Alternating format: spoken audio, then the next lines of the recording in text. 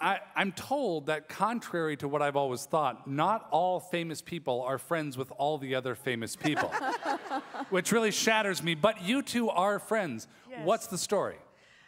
Well, I don't think we demand too much of each other. I think that's why it's managed to stay. We even live on the same street in New York City. We do. We live on the same street. You probably don't know how many times I pass by your place, though, and I look in and I try to see if you're in the back in the kitchen. That's just creepy. Well, I'd like to think that I'm at the point in our friendship where I can knock on your door, but I never would. But you should. I'll try it sometime. Yeah, at tea time particularly. How far back do you go? We were both on the David Letterman show the same night. Yeah. It wasn't that night, though. No. It was a long time ago. Yeah. Maybe 18, 20 years ago. Well, then, before that even, right? It's probably more like 86, 87, maybe? Yeah. No, I was still in high school then. Yeah, me too. We're born the same year, just weeks apart, less than weeks apart. Yeah, a couple weeks apart. Yeah, you're May 24th and I'm June 6th. Yep. Geminis, Geminis. Well, the night we met, we just hit it off, and we hugged each other like we were old friends. It was really odd, and then a long time went by before we saw each other again. We would run into each other occasionally. Yeah. And then Twitter actually brought us closer together. Isn't that crazy? Yeah. One of the real, positive things about Twitter. Exactly. Really. Well, why so long apart before you had this reconnection? I just don't think our paths crossed. We were working, both of us. Yeah, you just like it's like we probably won't see each other again for a long time. As far as you know, yes. Who knows, John? Ooh. Well, then you mentioned a significance to the 7-year ache. What's? Well, it's just one of those songs. It's one of my LA songs. When I was driving around in my '91 Acura in gold, my Acura Legend, I still had a cassette deck, and I would just put it on replay and play that song and tell you try to hear this will not be. See how long your heart can take, and then I go push it again and push it again and push it again and push it again. Because I was furious. And it just was the right song. It was the right song to be at furious the right time. I bet you remembered the words better than I did. No, because I was surprised. You have a much better, more lucid memory than I do. I have my crib sheets. That's why I like to improvise like this, because I don't have to depend on anything. Whatever comes, comes, and when it's gone, it's done. Man, you're fearless. Well, Sandra, you are in your own way. I mean, yes. What, John? Sorry to interrupt. I could come back. We're here together. Okay. Table for one. Table for three. It's the leitmotif of the evening. Oh, right. Now, you have a reputation for, I'm going to say, dishing on people, on saying things that are perhaps less than complimentary about famous people. Let me tell you something. What I've done is like it's like light. It's like popcorn and candy compared to the landscape of people out there now. What are you, crazy?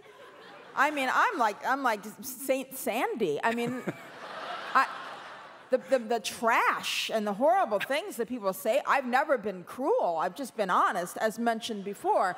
I've given you both sides. I've looked at life from both sides now. Do you find... I'm a social critic. I'm not out to, gut people and tear their lives apart. But do you find that people get upset, feel gutted, don't want to approach you, don't want to be your friend because of that? I'm here with one of the kindest people in the world. I don't think that seems to be a problem for me, John. I've gotten very mellowed. Don't forget, I have a child now. I've mellowed out quite a bit, Not from my own choice, but I also have a girlfriend from St. Louis, and honey, she is tough, and she doesn't let me do half the things I used to do. Those Midwesterners are tough. Those tough. St. Louisian girls, they're tough, honey.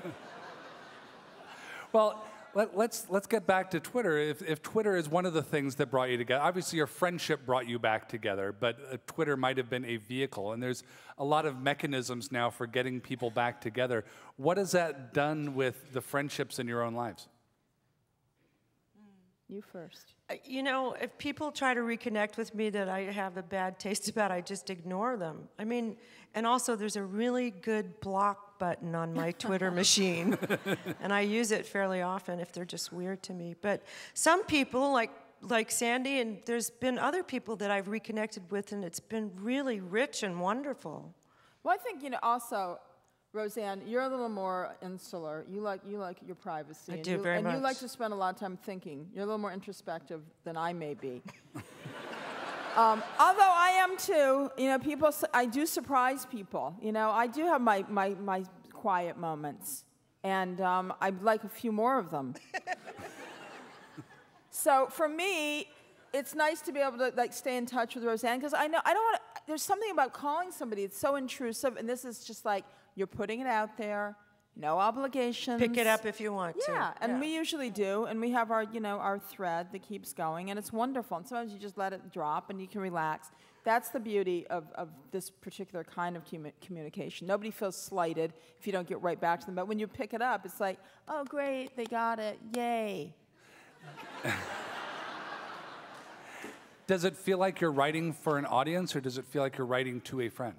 Oh, for me, it's a great way to disperse manic, mental activity, just mania, just put it out there. And also, I like to create personas, and yeah, we all do. And it's a great place to have a thick skin, but it's also a great place to have an open heart and let people in and out. That's nice. Yeah.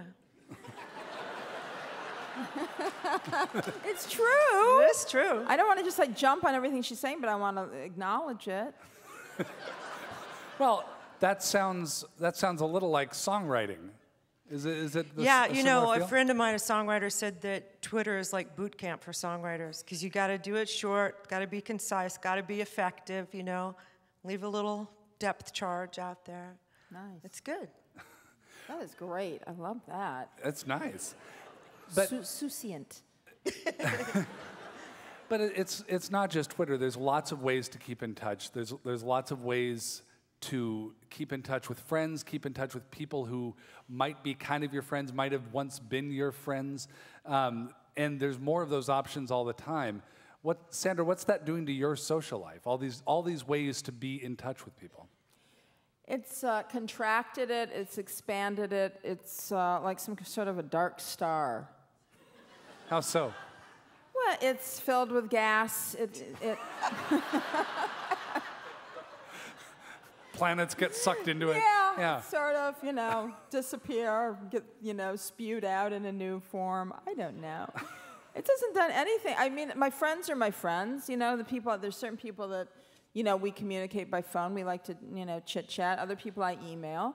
Some people, I end up befriending on Twitter. And it's an interesting sort of, it's hard to really fully describe how it feels with most people. And I've got some friends that are on Twitter now that I haven't met and that are not famous, and that I really kind of adore. And there's something very, you can tell they're good people.